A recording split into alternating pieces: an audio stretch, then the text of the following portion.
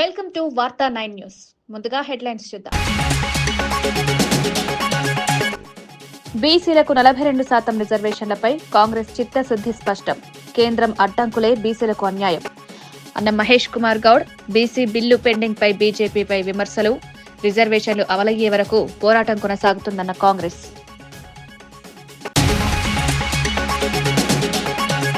విద్యార్థులకు మాట నిలబెట్టుకున్న పవన్ కళ్యాణ్.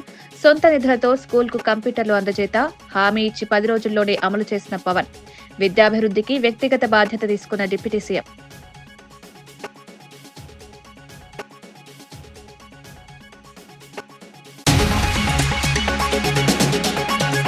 ఎస్పీ బాలు రాజకీయాలకు అతీతుడు అన్న శ్రీధర్ బాబు. కళాకారుణ్ణి రాజకీయంగా వాడుకోవద్దంటూ హితవు.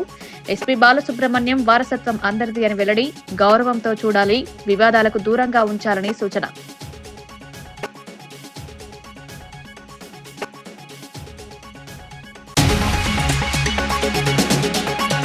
కేసీఆర్ పై కడియం శ్రీహరి ఘాటు వ్యాఖ్యలు. కేసీఆర్ బయటకు రాకపోవడానికి కొరివి దయ్యాలే కారణమట అని వెల్లడి. బీఆర్ఎస్ అంతర్గత కలహాలు బయటపెట్టిన కడియం. కేసీఆర్ చుట్టూ ఉన్నవాళ్లే పార్టీకి శాపమన్న శ్రీహరి. నిజాలు చెప్పడమే నా బాధ్యత అంటూ కడియం వ్యాఖ్య. లోక్సభలో వైసీపీపై విమర్శల వర్షం కురిపించిన కేశినేని చిన్ని. 17 మెడికల్ కాలేజీల హామీని నిలబెట్టుకోలేదని విమర్శ. 500 కోట్లతో రాజభవనం కట్టారని, ఆ డబ్బుతో కాలేజీలు కట్టొచ్చని వ్యాఖ్య. పీపీపీకి ప్రైవేటీకరణ తేడా తెలియదా అని మండిపాటు. బీసీలకు 42% రిజర్వేషన్ల అంశంపై కాంగ్రెస్ ప్రభుత్వం పూర్తి చిత్తశుద్ధితో ఉందని టీపీసీసీ చీఫ్ మహేష్ కుమార్ గౌడ్ తెలిపారు. రాష్ట్రంలో బీసీలకు న్యాయం చేయాలనే ఉద్దేశంతో కాంగ్రెస్ ప్రభుత్వం చట్టబద్దంగా చర్యలు తీసుకుంటోందన్నారు. కానీ కేంద్రంలో బీజేపీ ప్రభుత్వం ఈ విషయంలో మద్దతివ్వకుండా మోకాలొడ్డుతుందని ఆరోపించారు. బీసీలకు సంబంధించిన బిల్లును రాష్ట్ర ప్రభుత్వం ఆమోదించి కేంద్రానికి పంపినప్పటికీ ఇప్పటివరకు ఎలాంటి నిర్ణయం తీసుకోలేదని ఆవేదన వ్యక్తం చేశారు. బీసీ వర్గాలకు రాజకీయంగా మద్దతు ఇచ్చినట్టు నటిస్తూ కేంద్ర ప్రభుత్వం అడ్డంకులు సృష్టిస్తోందన్నారు. రిజర్వేషన్లు అమలయ్యే వరకు కాంగ్రెస్ పోరాటం కొనసాగుతుందని స్పష్టం చేశారు. బీసీల హక్కుల కోసం ప్రజల మద్దతుతో ఉద్యమం ముందుకు తీసుకువెళ్తామని తెలిపారు. తెలంగాణలో సామాజిక న్యాయం కాంగ్రెస్ ద్వారానే సాధ్యమన్నారు. బీజేపీ కేంద్రంలో బీజేపీ ప్రభుత్వం ఈ 3 చట్టాలను ఆపిపెట్టింది. మనం యుద్ధం చేయాల్సింది బీసీ సంఘాలు మేమంతా కలిసి పోరాడాల్సింది కేంద్ర ప్రభుత్వం పైన, బీజేపీ పార్టీ పైన. గవర్నర్ దగ్గర బిల్లు పెండింగ్ ఉండగానే జియో ఇష్యూ చేసిండ్రు, ఆర్డినెన్స్ ఇష్యూ చేసిండ్రు, మళ్ళీ ఎలక్షన్ పెట్టిండ్రు. కూడా రాహుల్ గాంధీ గారు ప్రధానమంత్రిని అడగలేదు, ప్రభుత్వం తరఫున ఎవరు అడగలేదు. ముఖ్యమంత్రి గారు 2 సార్లు కలిసిండు కానీ ప్రధానమంత్రిని బిల్లు పాస్ చేయాలని అడగలేదు. కేవలం కాంగ్రెస్ పార్టీ మాటలకు పరిమితమైంది. బీసీలను దగా చేస్తుంది, మోసం చేస్తూ ఉంది. పార్లమెంటుగా ఎంపీ గారు, మా రాజ్యసభ మెంబర్ వద్దిరాజు గారు ప్రైవేట్ బిల్లు ప్రవేశపెట్టారు. కనీసం దానికన్నా మద్దతు తెలపండి. వాస్తవంగా 240 మంది పార్లమెంటు సభ్యులు ఉన్నటువంటి ఇండియా కూటమి కేంద్ర ప్రభుత్వం మీద ఒత్తిడి తీసుకొచ్చి పార్లమెంటును స్తంభింపజేయాలి. కానీ వారు ఆ పని చేయడం లేదు. అదేవిధంగా ముఖ్యమంత్రి రేవంత్ రెడ్డి గారు ఇవాళ ఇప్పటికీ పార్లమెంట్ నడిచేటప్పుడుకు ఢిల్లీకి 3 సార్లు రావడం జరిగింది. 3 సార్లు వచ్చారు. అఖిల పక్షాన్ని తీసుకొని ఢిల్లీకి రావాలని చెప్పి మేము డిమాండ్ చేసినాం. ఇంతవరకు అఖిల పక్షాన్ని తీసుకొని రాలేదు. నరేంద్ర మోదీ గారు నేను బీసీ బిడ్డనే అంటాడు, కానీ బీసీ బిల్లుకు ఇవాళ ఆమోదం తెలపడం లేదు. దానికి సంబంధించినటువంటి కేంద్ర మంత్రి కిషన్ రెడ్డి గారు బాధ్యత తీసుకోవాలి. బీఆర్ఎస్ నాయకత్వంపై ఎమ్మెల్యే కడియం శ్రీహరి తీవ్ర వ్యాఖ్యలు చేశారు. కేసీఆర్ బయటకు రాకపోవడానికి కొరివి దయ్యాలే కారణమని కవిత గతంలో పలుమార్లు చెప్పిందని గుర్తు చేశారు. ఆ కొరివి దయ్యాల్లో పల్లా రాజేశ్వరరెడ్డి ముఖ్యుడని కవితని ఆరోపించిందన్నారు. ప్రస్తుతం బీఆర్ఎస్ నేతలు ప్రతిరోజు తనను లక్ష్యంగా చేసుకుని విమర్శలు చేస్తున్నారన్నారు. తన మనుగడ కోసమే కేసీఆర్ కుటుంబాన్ని పల్లా భ్రష్టు పట్టించారని ఆరోపించారు. కేసీఆర్ చుట్టూ ఉన్న కొందరి వల్లే పార్టీకి నష్టం జరుగుతోందన్నారు. ప్రజలకు నిజాలు చెప్పడమే తమ బాధ్యత అని, అందుకే ప్రశ్నిస్తున్నారని తెలిపారు. తెలంగాణ ప్రజలు అన్ని విషయాలను గమనిస్తున్నారన్నారు. బీఆర్ఎస్ లో అంతర్గత కలహాలు బయటపడుతున్నాయని వ్యాఖ్యానించారు. పార్టీ భవిష్యత్తు కోసం నిజాయితీ అవసరమని హితవు పలికారు.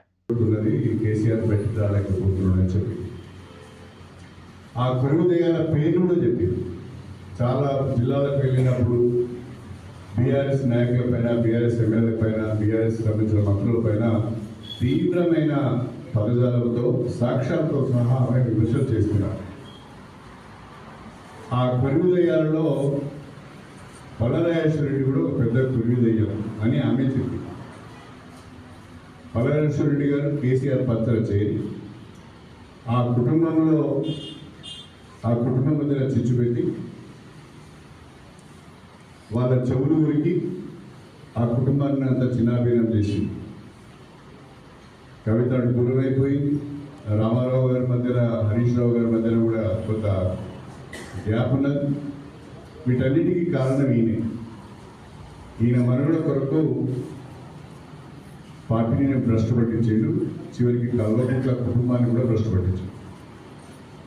ఆయన ఇక్కడ వచ్చే నీతి వాక్యాలు మాట్లాడతాడు, సుధపుస్తు లెక్క మాట్లాడతాడు, నిజాయితీ పరుడు లెక్క మఫూజు కొట్లాడతాడు.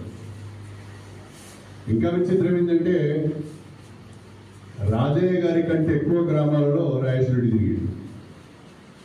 కారణం ఏం చెప్తారంటే, నాకు తెలిసింది ఏంటంటే రాజయ్య గారు తిరిగితే ఓట్లు రావు, పలరాజేశ్వరరెడ్డి గారు వస్తే ఓట్లు వస్తాయి, నీ డబ్బులు వస్తాయి అనే దాని మీద నిలబడ్డ క్యాండిడేట్లు కానీ అక్కడ ఉన్న గ్రామ శాఖలు కానీ ఆయన రమ్మని తెలిసింది. మరి రాజయ్య గారు ఏం చేయాలి? గ్రామ పంచాయతీ ఎన్నికల్లో వస్తేనే ఓట్లు పడకపోతే రేపు ఉప ఎన్నికలు వస్తే రాజయ్య గారి అభ్యర్థి అయితే మరి పరిస్థితి ఏంటి? అంటే రాజయ్య గారిని టోటల్గా పల్లరాజేశ్వరరెడ్డి కావాలని జీరో చేస్తున్నాడు. పల్లరాజేశ్వరరెడ్డి గారు ప్రణాళికబద్ధంగా రాజయ్యను గ్రామ పంచాయతీ ఎన్నికలు జీరో చేసి తానే అన్ని గ్రామాల్లో తిరిగి రాజయ్య గారి గ్రామాలకు వస్తే ఓట్లు పడేయని ప్రచారం చేసి రాజయ్యకు భవిష్యత్తు లేకుండా చేస్తున్నాడు పల్లరాజేశ్వరరెడ్డి. అంబేద్కర్ కోనసీమ జిల్లా ముమ్మిడివరం నియోజకవర్గంలో మైనర్ బాలికపై జరిగిన అత్యాచార ఘటన తీవ్ర కలకలం రేపింది. ఇంటి సమీపంలో నివసించే కాలాడి సతీష్ తన కుమార్తెపై బలవంతంగా అత్యాచారం చేసి విషయం బయటకు చెప్పొద్దని బెదిరించినట్లు బాధిత బాలిక తల్లి పోలీసులకు ఫిర్యాదు చేశారు. చిన్నారి భయంతో మౌనంగా ఉండగా శారీరకంగా ఇబ్బంది పడడంతో కుటుంబ సభ్యులు విషయం తెలుసుకున్నారు. తల్లి కన్నీటి పర్యవంతమై మాట్లాడుతూ తన కుమార్తెకు న్యాయం చేయాలని, నిందితుడిని కఠినంగా శిక్షించాలని కోరారు. ఈ ఘటనపై పోలీసులు కేసు నమోదు చేసి దర్యాప్తు ప్రారంభించారు. మైనర్పై జరిగిన ఈ అమానుష ఘటనపై ప్రజల్లో తీవ్ర ఆగ్రహం వ్యక్తమవుతోంది. బాలికకు వైద్య పరీక్షలు నిర్వహించి మానసిక భరోసా కల్పిస్తున్నట్లు పోలీసులు తెలిపారు. మహిళలు, చిన్నారుల భద్రతపై ప్రభుత్వ చర్యలు మరింత కఠినంగా ఉండాలన్న డిమాండ్ వినిపిస్తోంది. బాధిత కుటుంబానికి పూర్తి న్యాయం చేయాలని పలు సంఘాలు కోరుతున్నాయి. పోలీసు పిఎస్కేలు కంప్లైంట్ ఇచ్చారు, పాప మిస్సింగ్ అయిందని. అయితే ఇంకా కంప్లైంట్ ఇవ్వగానే పోలీసు వారు 2:30 సమయానికి వచ్చారండి. పాప మాకు 4 టైంకి దొరికిందంటే అండి, నాకు వెంటనే తెల్లవారుజామున 3:30, 4 ప్రాంతంలో కాల్ చేసుకుని నేను వెంటనే మళ్ళాడు 12వ తారీఖున వెంటనే బయలుదేరి 13 రావటం జరిగిందండి. వచ్చిన వెంటనే ఏమ్మా ఏమైందమ్మా అని అడిగితండి, ఇలాగా కాలాడి సతీష్ అనే కుర్రాడు నన్ను ఇలా చేసాడమ్మా, బెదిరించి మాట్లాడతానని చెప్పి పిలిపించి నన్ను వాళ్ళ ఇంటికి తీసుకెళ్ళి ఇలా చేయడం జరిగింది. ఏమంటారని నేను చెప్పలేదమ్మా, నేను బెదిరించారు నన్ను అని అన్నదండి. నేను వెంటనే తొట్టుకోలేక వెంటనే ముమ్మడివారం పోలీస్ స్టేషన్లో కంప్లైంట్ అవ్వడం జరిగిందండి. మా పాపకు వచ్చండి 10th క్లాస్ చదువుతుందండి, 14 సంవత్సరాలండి అమ్మాయికి. చాలా అన్యాయం జరిగిందండి. ఇలాగే ఏంటని గ్రామ పెద్దలు చెప్తాండి, రాజకీయ పరంగా సెటిల్మెంట్ చేసేద్దామనే వచ్చారు తప్పండి. అయ్యో బాబు అని మాకు కొంచెం ఎదరికి ప్రోత్సహించలేదండి, వెనక ముఖమే చూసారండి. నేను ఇంకా అక్కడే పోలీసు వారి దగ్గర అండి 13వ తారీఖు సాయంత్రం ఈవినింగ్ దాకా అక్కడే ఉంటాండి. ఎస్ఐ గారు కొంచెం తీసుకుండండి కంప్లైంట్ ఇవ్వడం జరిగిందండి. మా అమ్మాయికి ఇలాగ జరిగింది విషయాన్ని ఏ బిడ్డకి జరగకూడదండి అన్యాయం. అలాంటిది ఇంత చిన్న వయసులో ఆ పిల్లకి అలా చేసినందుకని చర్యలు తీసుకోవాలండి అబ్బాయిని. విశాఖపట్నంలో విలువైన ప్రభుత్వ భూములను ప్రైవేట్ రియల్ ఎస్టేట్ సంస్థలకు తక్కువ ధరకే కేటాయించారని మాజీ మంత్రి గుడివాడ అమర్నాథ్ తీవ్ర ఆరోపణలు చేశారు. చంద్రబాబు నాయుడు, ఆయన కుమారుడు లోకేష్ కలిసి సత్వ డెవలపర్స్ అనే సంస్థకు రుషికొండ ప్రాంతంలో ఎకరం 30 కోట్ల విలువ చేసే 30 ఎకరాల భూమిని అతి తక్కువ ధరకు కేటాయించారని విమర్శించారు. 3 నెలలు గడిచినా ఆ సంస్థ భూమి ధర చెల్లించలేదని, అయినా అదనపు గడువిస్తూ వడ్డీ మాఫీ చేస్తూ జీవో జారీ చేయడం అన్యాయమన్నారు. ప్రజల ఆస్తులను కార్పొరేట్ సంస్థలకు ధారాదత్తం చేయడమే కూటమి పాలన లక్ష్యమని ఆరోపించారు. ఈ వ్యవహారంపై పూర్తి వివరాలతో శ్వేతపత్రం విడుదల చేయాలని డిమాండ్ చేశారు. విశాఖ అభివృద్ధి పేరుతో జరుగుతున్న ఈ భూలావాదేవీలు ప్రజలకు నష్టం కలిగిస్తాయని తెలిపారు. ఈ అంశంపై ప్రభుత్వం స్పష్టమైన సమాధానం ఇవ్వాలని ఆయన డిమాండ్ చేశారు. రాష్ట్రాల్లో వారు రియల్ ఎస్టేట్ చేస్తూ కమర్షియల్ స్పేసెస్ ని నిర్మాణం చేస్తూ వాటిని అద్దెకిస్తూ చేసినటువంటి ఒక సంస్థ విశాఖపట్నంలో ప్రధానమైనటువంటి ప్రాంతంలో ఏదైతే హిల్ నెంబర్ 4 మన రిషికొండ దగ్గర 30 ఎకరాలు ఈ ప్రైవేట్ రియల్ ఎస్టేట్ సంస్థకి తక్కువ ధరకి భూములు కేటాయించేటువంటి కార్యక్రమం చేసింది. ఎప్పుడు ఏ నెలలో? ఇది ఆగస్టు 1వ తారీఖున. అక్కడ ప్రభుత్వం తాలూకా సబ్ రిజిస్ట్రార్ ఆఫీస్ వాల్యూ లేదా ఏపీఐసి వాల్యూ దాదాపు 12 నుంచి 14 కోట్ల రూపాయలు ఎకరం. మార్కెట్ వాల్యూ అయితే దాదాపు 30 నుంచి 40 కోట్ల రూపాయలు వాల్యూ చేసేటువంటి ఎకరం భూమి అది. అలా 30 ఎకరాల భూమిని ఆ సంస్థకి కేటాయించింది. ఎంతకి? 1,50,00,000 రూపాయలకి. అంటే 30 ఎకరాలు అంతా కలిపి 45 కోట్ల రూపాయలకి ఈ సంస్థకు కేటాయిస్తూ ఈ సంస్థ 25,000 మందికి ఉపాధి కల్పిస్తుంది. ఈ సంస్థ కల్పించదు. ఈ సంస్థ బిల్డింగులు నిర్మాణం చేసుకొని అద్దెలకు ఇచ్చుకునేటువంటి సంస్థ అది. ఇది 30 ఎకరాలు, మార్కెట్ వాల్యూ దాదాపు 1,500 కోట్ల రూపాయలు. ప్రభుత్వ వాల్యూ తీసుకున్నా దాదాపు 450 కోట్ల రూపాయలు.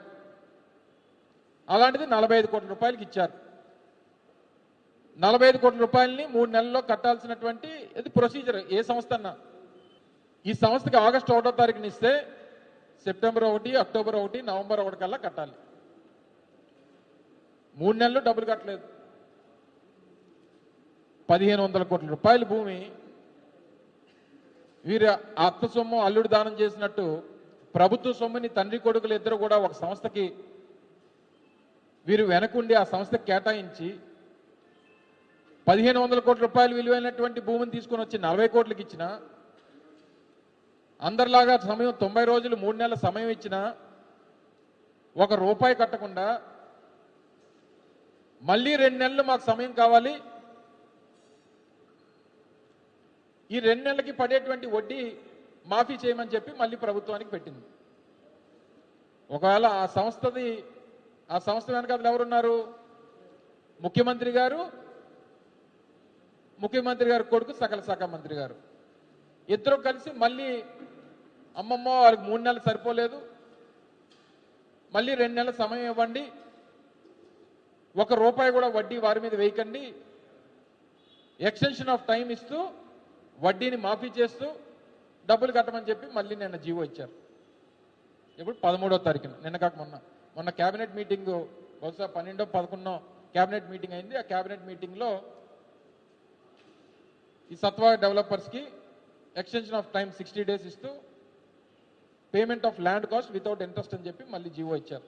ఈ జీవో 250, గతంలో ఇచ్చినటువంటి జీవో ఆగస్టు 1వ తారీఖున ఇచ్చినటువంటి జీవో మెడికల్ కళాశాలలను ప్రైవేటు పరం చేయడాన్ని వ్యతిరేకిస్తూ వైఎస్ఆర్ కాంగ్రెస్ పార్టీ కోటి సంతకాల ప్రజా ఉద్యమాన్ని చేపట్టిందని మాజీ డిప్యూటీ సీఎం పుష్ప శ్రీవాణి తెలిపారు.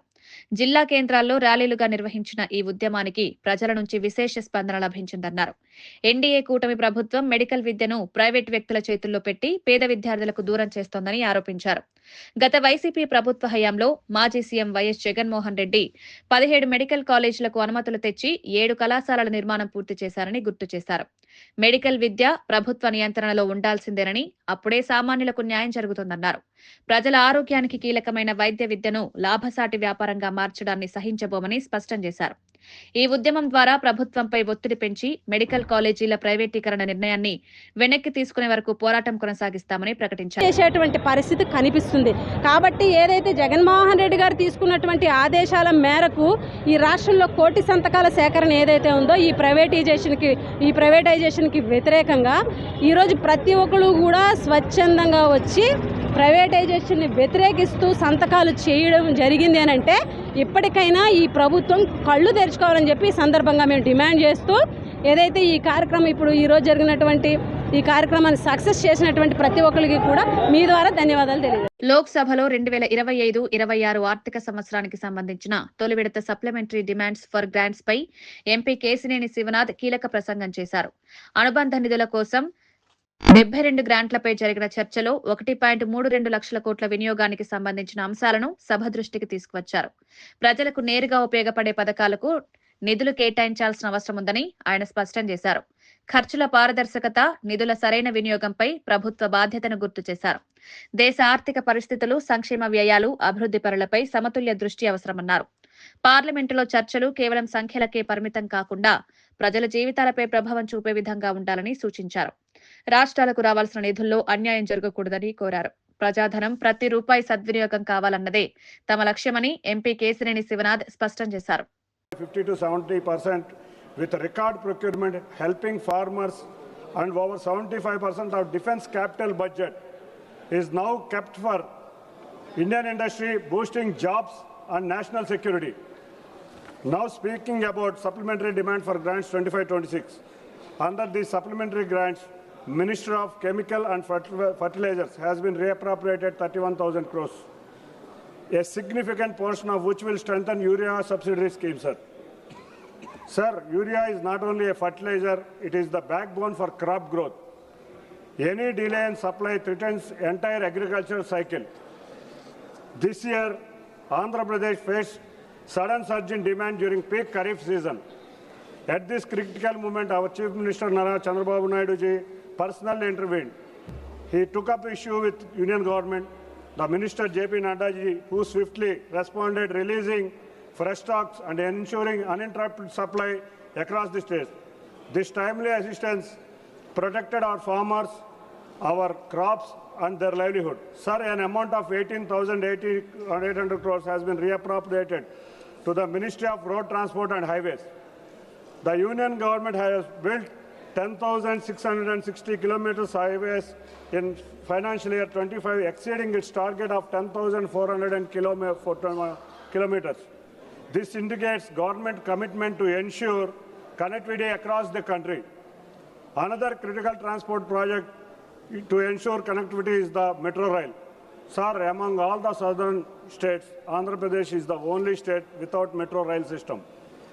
In this background, Vijayawada and Vizag Metro projects are not just transport systems, they are necessary for the growth of this region and achieving Prime Minister's goal of Viksit Bharat. Sir, 1,303 crores is being reappropriated to Ministry of Education. One of the key sectors in education is medical, for which building of new colleges are essential.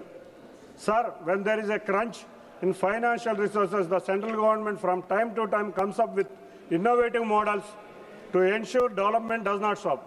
But sir, YSRCP party today in AP is opposing the development of medical colleges. This is the sector they themselves neglected with inaction and false promises. They promised to build 17 new medical colleges, but the truth is that not even a single stone was laid to most of them. In 4 years of YCP government, instead of 85,000 crores, they have spent less than 1,000 crores. In this space, it will take 15 years for completion of these 17 medical colleges. Sir, after failing so badly, the same party now opposes nationally approved PPP model. The Department of Economic Affairs, Government of India has notified this model, and the apex body of medical education, the National Medical Commission, has recommended to build PPP medical colleges. Sir, and also the House Standing Committee on Health also recommended this colleges of this model. Yet YSRCP is against this model because they don't understand the difference between PPP and privatization.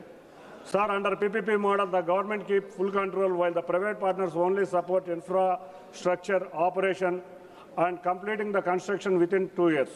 Half the seats remains under government quota, all the reservations stay same, and the fees for these seats are capped. 4 సార్లు ముఖ్యమంత్రిగా పనిచేసిన చంద్రబాబు నాయుడు తన స్వస్థలం కుప్పంలో ఒక్క medical college కూడా ఏర్పాటు చేయలేకపోయారని మాజీ మంత్రి రోజా తీవ్ర విమర్శలు చేశారు.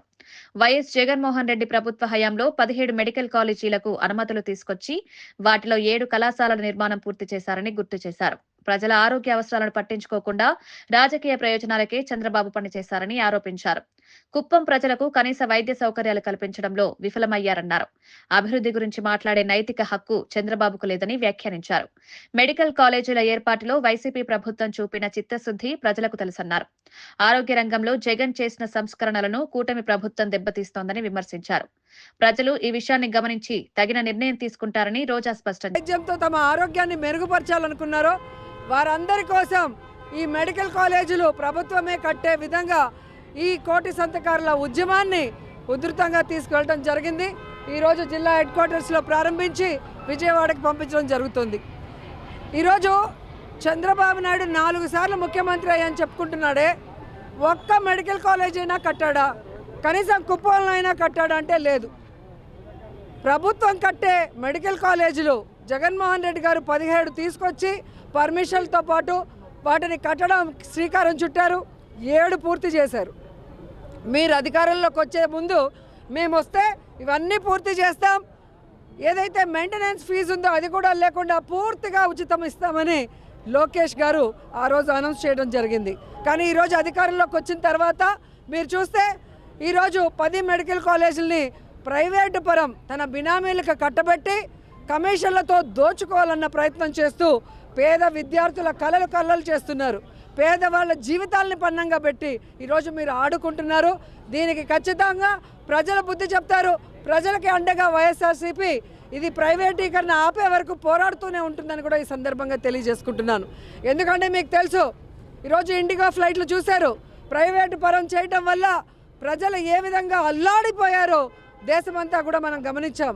అదేవిధంగా ఈ ప్రభుత్వ మెడికల్ కాలేజీలు కూడా ప్రైవేటు పరం చేస్తే మరి పేదవాళ్ళకి వైద్యం అందక వైద్య విద్యార్థులు తయారు కాక కష్టపడతారని కూడా ఈ సందర్భంగా తెలియజేసుకుంటున్నా. ఈరోజు చంద్రబాబు నాయుడుకి అసలు బుద్ధి జ్ఞానం ఉందా అని అడుగుతున్నా. ఎందుకంటే 4 సార్లు ముఖ్యమంత్రి అయిన వాడికి ఎలా ప్రభుత్వాన్ని నడిపించాలో తెలీదు, ఇచ్చిన వాగ్దానాలు ఎలా చేయాలో తెలీదు, సూపర్ 6 ఎలా సక్సెస్ చేయాలో తెలీదు.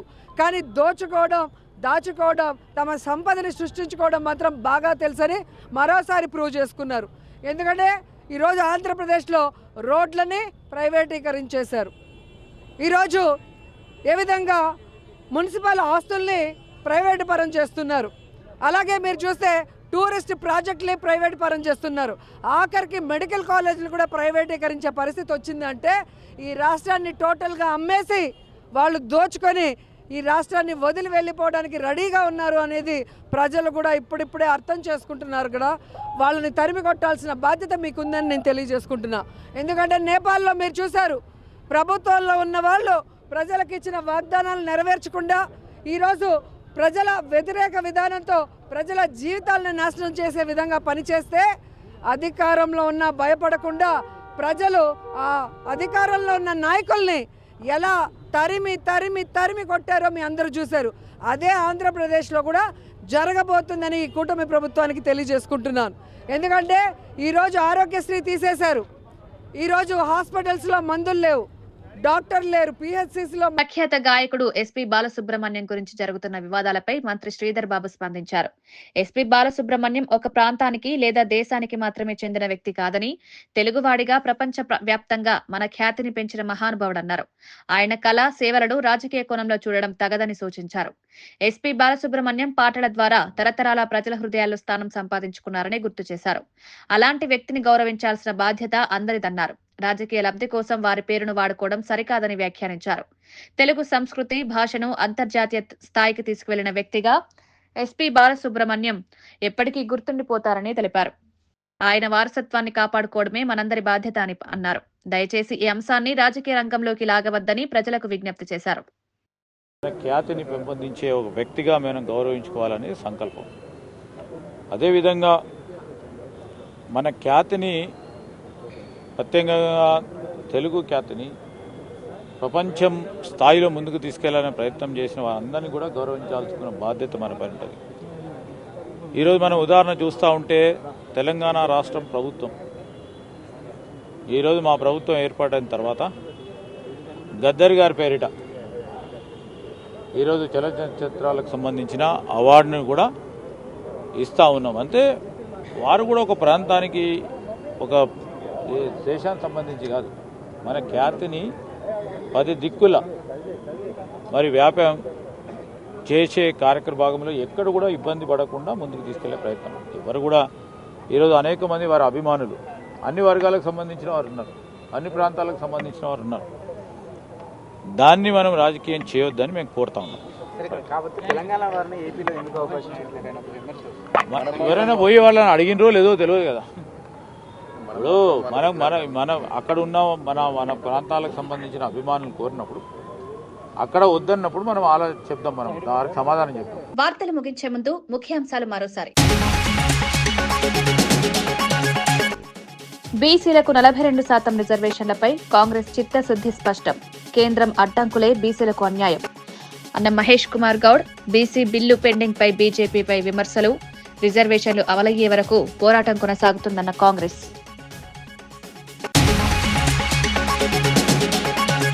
విద్యార్థులకు మాట నిలబెట్టుకున్న పవన్ కళ్యాణ్. సొంత నిధులతో స్కూల్కు కంప్యూటర్లు అందజేత హామీ ఇచ్చి 10 రోజుల్లోనే అమలు చేసిన పవన్. విద్యాభివృద్ధికి వ్యక్తిగత బాధ్యత తీసుకున్న డిప్యూటీ సీఎం.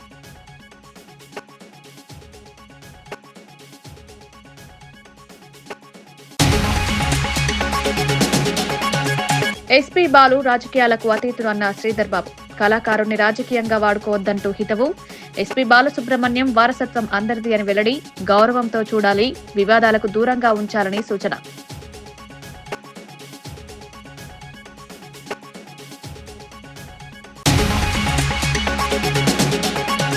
కేసీఆర్ పై కడియం శ్రీహరి ఘాటు వ్యాఖ్యలు. కేసీఆర్ బయటకు రాకపోవడానికి కొరివి దయ్యాలే కారణమట అని వెల్లడి. బీఆర్ఎస్ అంతర్గత కలహాలు బయటపెట్టిన కడియం. కేసీఆర్ చుట్టూ ఉన్నవాళ్లే పార్టీకి శాపమన్న శ్రీహరి. నిజాలు చెప్పడమే నా బాధ్యత అంటూ కడియం వ్యాఖ్య. లోక్సభలో వైసీపీపై విమర్శల వర్షం కురిపించిన కేశినేని చిన్ని. 17 మెడికల్ కాలేజీల హామీని నిలబెట్టుకోలేదని విమర్శ. 500 కోట్లతో రాజభవనం కట్టారని, ఆ డబ్బుతో కాలేజీలు కట్టొచ్చని వ్యాఖ్య. పీపీపీకి ప్రైవేటీకరణ తేడా తెలియదా అని మండిపాటు. ఇవి ఈనాటి వార్తా విశేషాలు. మరో బులెటిన్లో మళ్ళీ కలుద్దాం. నమస్కారం.